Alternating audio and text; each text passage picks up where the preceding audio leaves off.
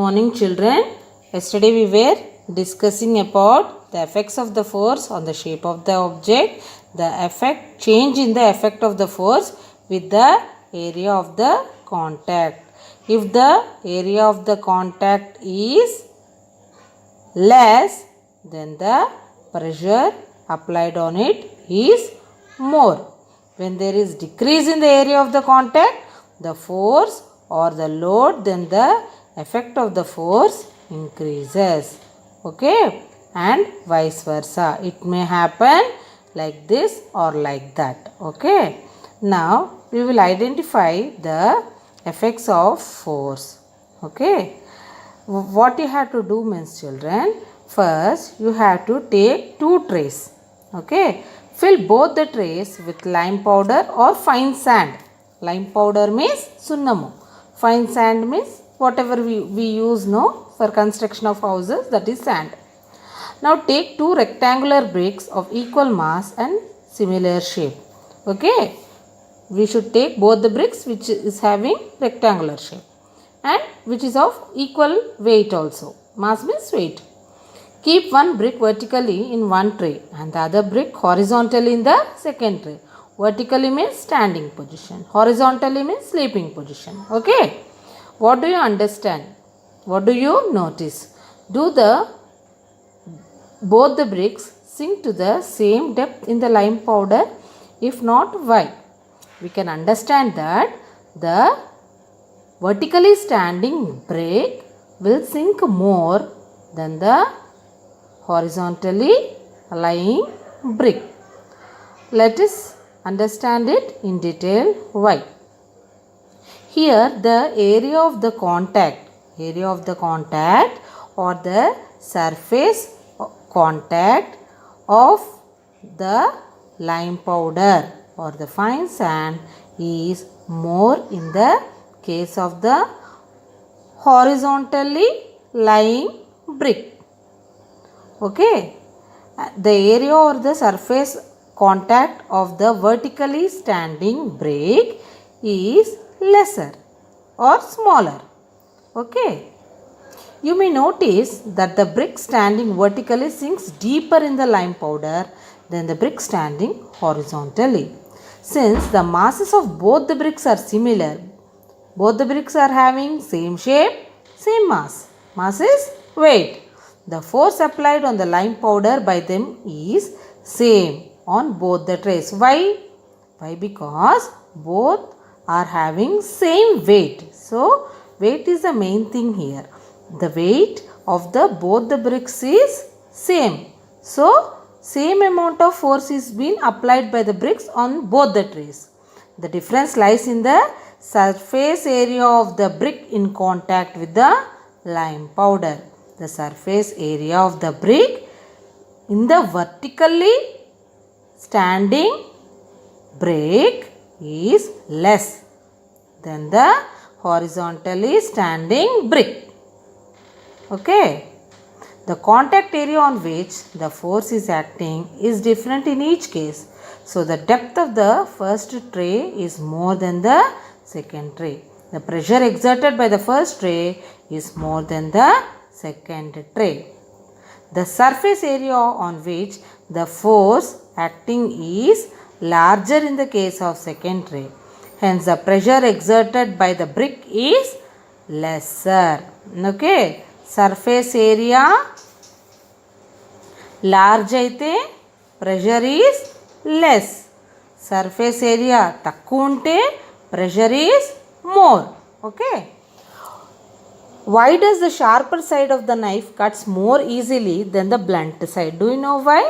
Why? Because a sharp side of the knife has smaller contact area and the blunt side of the knife will be having more contact area, greater contact area. If we exert pressure on both the sides of the knife, the pressure exerted by the sharp side is more than the blunt side. That's why it will be cutting easily. If surface area is smaller, the pressure will be greater. If the surface area is smaller, the pressure will be greater, as in the case of the vertically standing brick also. If you use a larger area, you are spreading out the force and the pressure or force per unit area becomes smaller. Okay, did you understand, children?